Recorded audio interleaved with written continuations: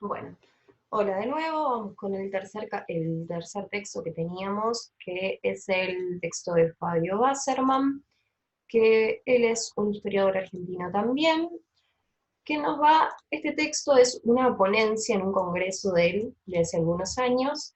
eh, Van a ver que es un poco distinto de leer, ¿no? Es un poco más, por ahí más simple, que nos va a presentar algunas cuestiones con respecto a la noción de la Revolución de Mayo. Nos va a buscar, lo que va a pretender con este texto es ver de qué manera se relaciona el concepto de la revolución o cómo se entendía la Revolución de Mayo según las élites dirigentes en este proceso revolucionario. Lo que es interesante, me parece, en este capítulo o en este texto, es que va a utilizar fuentes históricas que van a ser de este periodo de 1810 y 1830.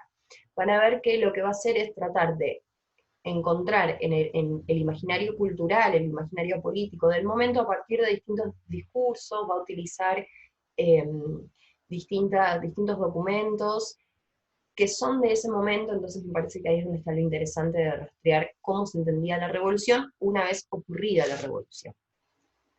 Él va a analizar este proceso a partir de 4 hechos. Por un lado, la Revolución de Mayo como mito fundacional, ¿sí? Que esto que hablábamos recién de esta idea de que la Revolución de Mayo funda una nueva idea, un nuevo orden social y político, que la historia oficial decía recién, lo toma como el origen de la Argentina. Ustedes vieron, nosotros, para comenzar Argentina General, comenzamos con las comunidades indígenas, por ejemplo. Bueno, son distintas maneras historiográficas de cómo comenzar el relato de la historia argentina. Muchas corrientes consideran que la historia argentina comienza con la Revolución de Mayo. Por otro lado, va a analizar las interpretaciones que se hicieron sobre el proceso revolucionario, y esto de la clave providencial, es decir, esto del destino, del designio divino que nos marcó el camino.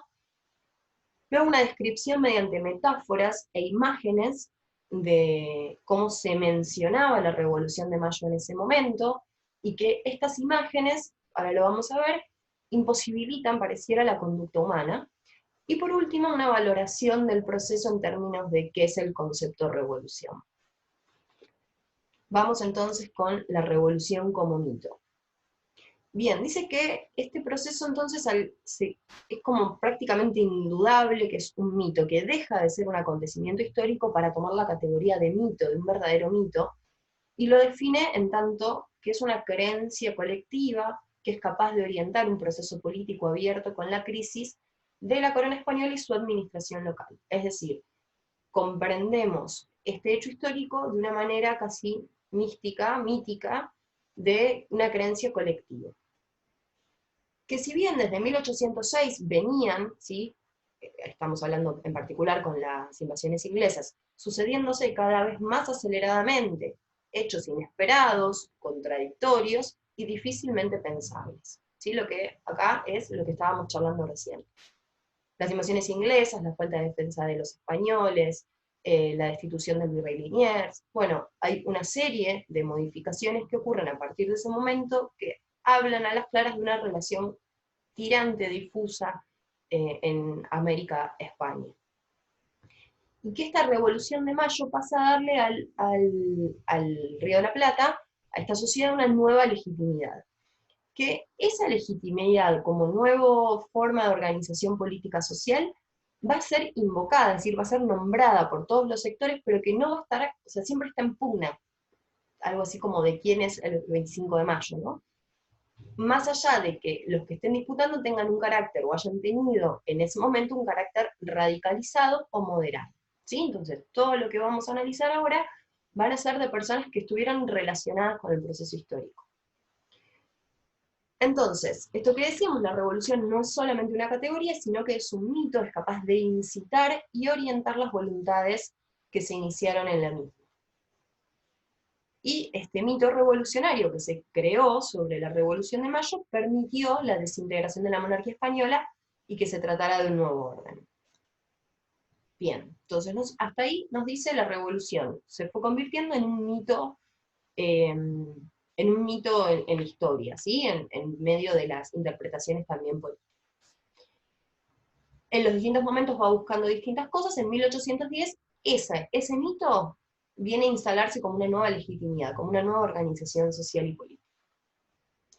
Luego la revolución y sus interpretaciones.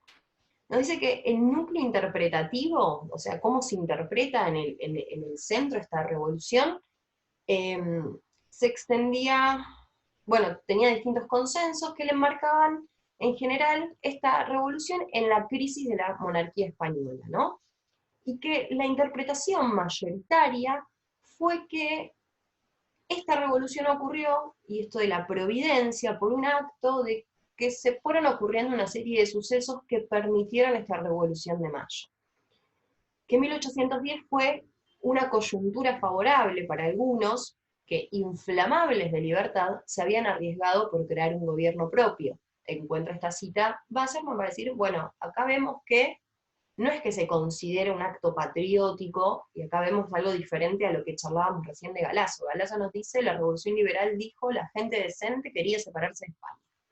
Galasso dice, bueno, ojo, por ahí no se querían separar de España.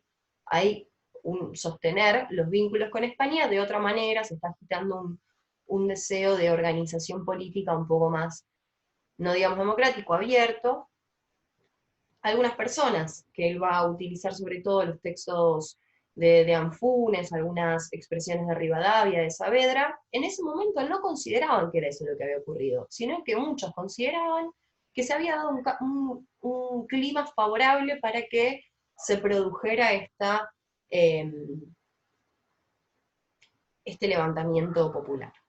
Y que en todo caso, los méritos de estas personas, de los juntistas, de la sociedad, si se quiere, en su conjunto, había sido en aprovechar prudentemente esa oportunidad provocada por la crisis de la corona, que decidieron en ese momento gobernarse bajo Fernando VII, ¿no? El proceso de juntas que analizamos recién. Si bien no le quitaba a esta interpretación el carácter de la trascendencia del hecho revolucionario, estos hechos, en tanto circunstanciales, eran los agentes providenciales, de la libertad y de la independencia. Entonces, en este sentido, la revolución fue producida por el mismo curso de los sucesos. No hubo un germen revolucionario, no hay malestares populares anteriores, no hay siembra de ideas revolucionarias francesas. Estaba todo para que ocurriera la revolución. Esas son las interpretaciones del momento, no es lo que dice Wasserman, sino las interpretaciones a partir de su análisis en las fuentes bibliográficas.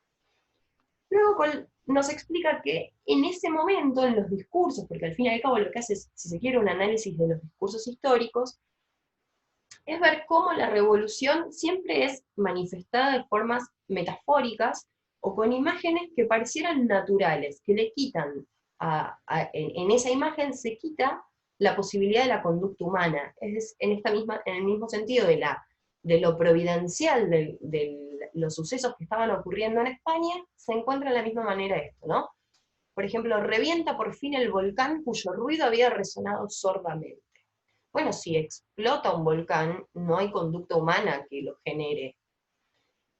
Estaba resonando sordamente, es decir, como no hay posibilidad de acción política y no hay organización social, no hay reclamos populares, no hay defensa de ninguna soberanía, no hay nada. Es solamente un hecho natural que podemos en todo caso verlo. Esta es una expresión de Anfunes, esto es en 1813. Luego otra frase de Saavedra que dice que posteriormente a haber sido elegido presidente de la primera junta, dice: una conspiración pueden hacerla 3 o 4 hombres, pero la revolución no es así. Ella viene preparada, la revolución, ¿no? Como un sujeto que ya existe, fundada por los hechos que trae su origen de tiempos y accidentes muy remotos y distintos. Y ella es un meteoro que estalla cuando el choque de las cosas lo hace estallar, lo mismo que el rayo. Esta es una revolución y de este modo ha sido la nuestra. O sea, nos pasó, vino un meteorito y nos organizamos de esta manera, ¿no?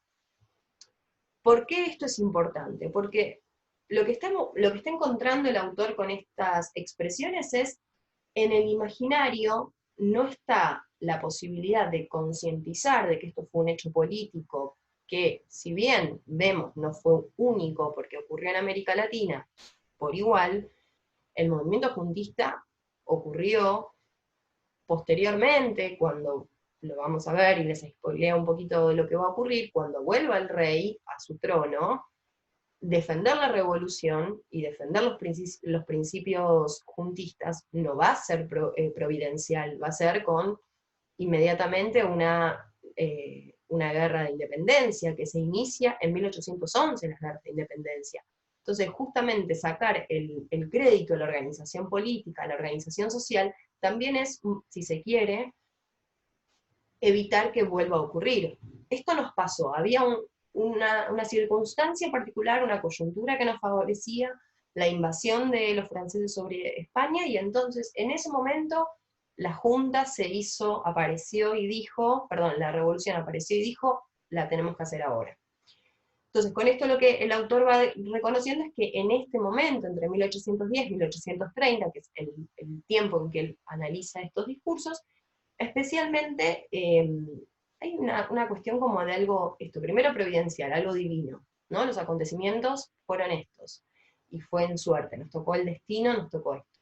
Y además, en ese destino no hay acciones políticas humanas de personas, de sectores sociales, sino que es algo natural que haya ocurrido. Explotó un volcán, cayó un meteoro, pasó un rayo, pasaron cosas que permitieron que la revolución estallara, ¿no? Esto es lo que están diciendo estas personas en este momento.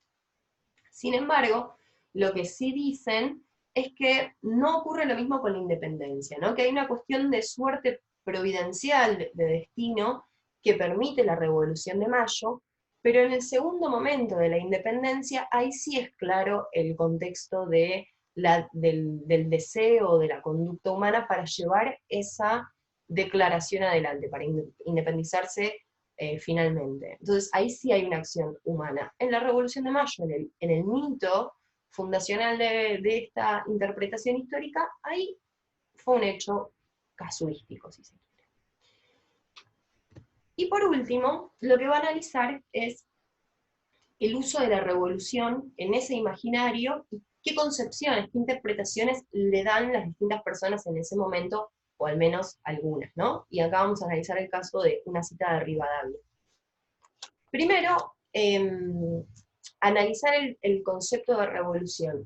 El autor, como les digo, este texto tiene algunos años.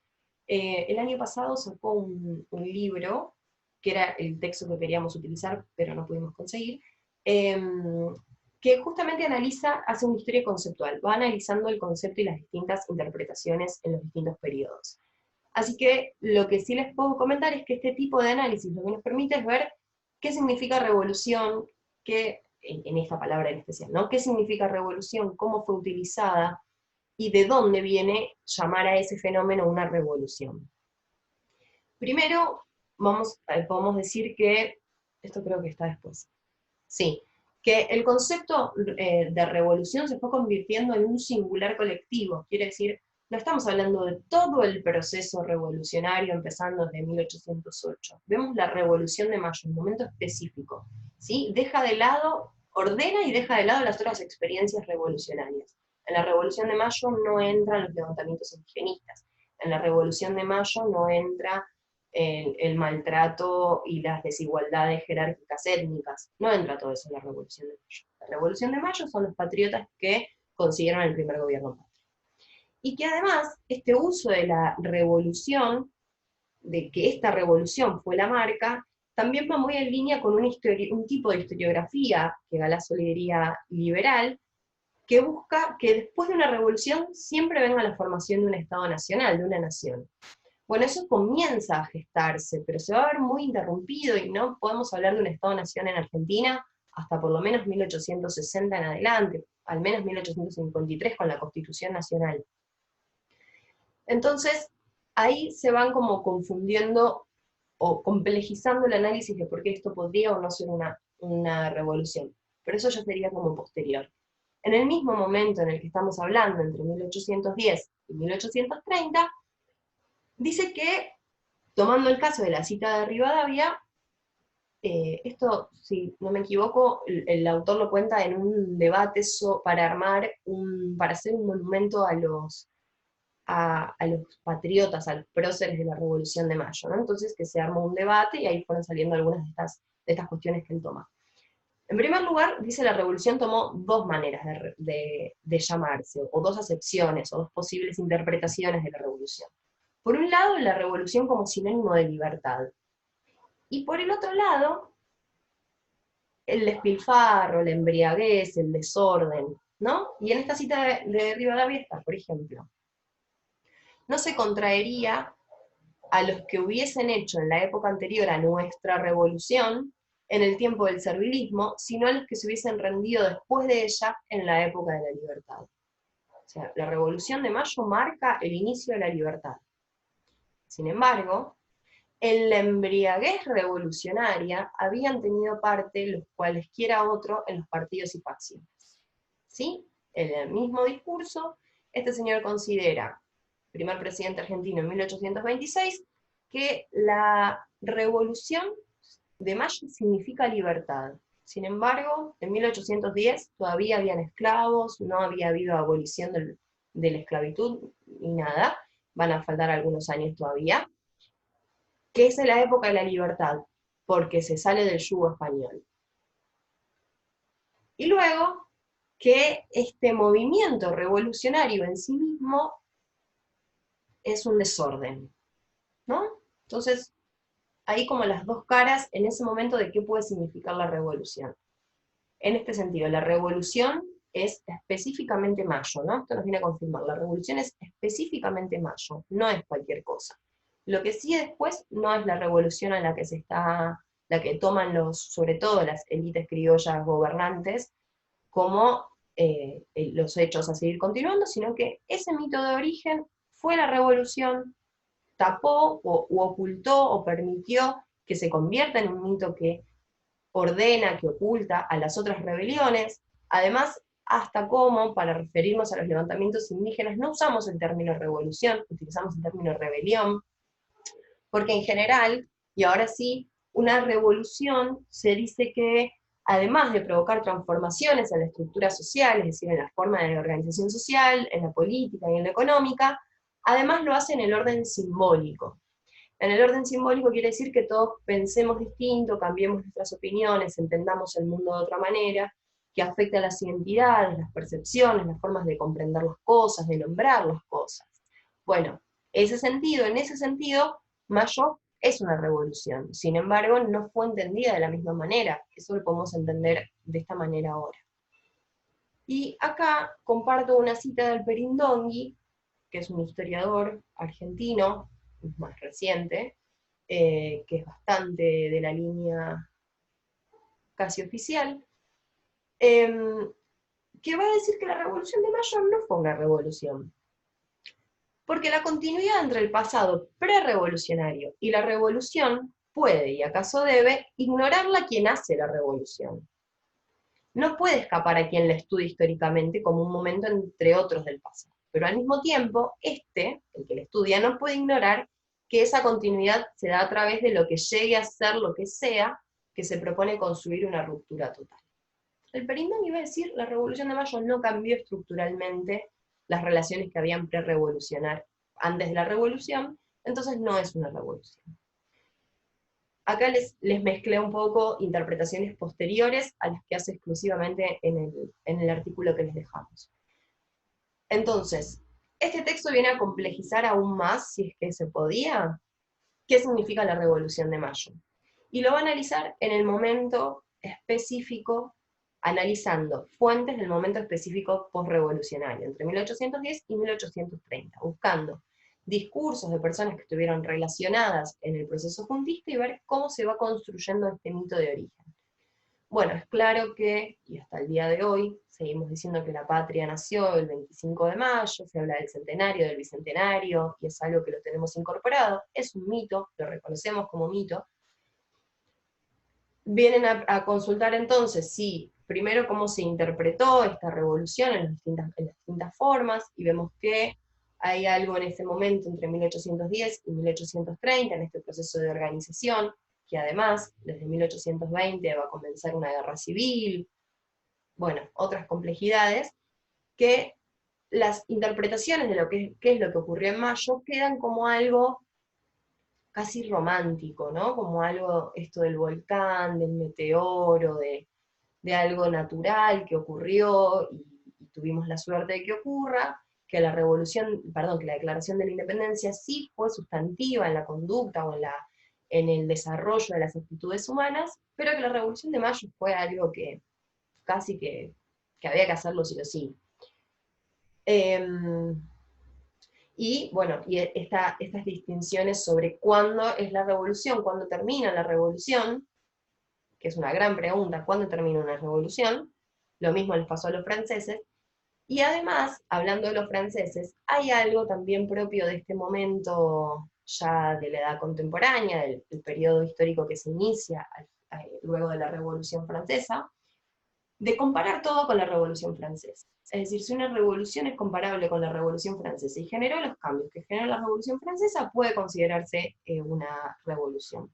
Contra esto es a lo que viene a discutir Wasserman, ¿no? Nos va a decir, como les digo, no en el texto que ustedes tienen, pero para que comprendan un poco su interpretación, que no hay en realidad en ningún lado que diga que una revolución tiene que compararse con otra para hacerlo.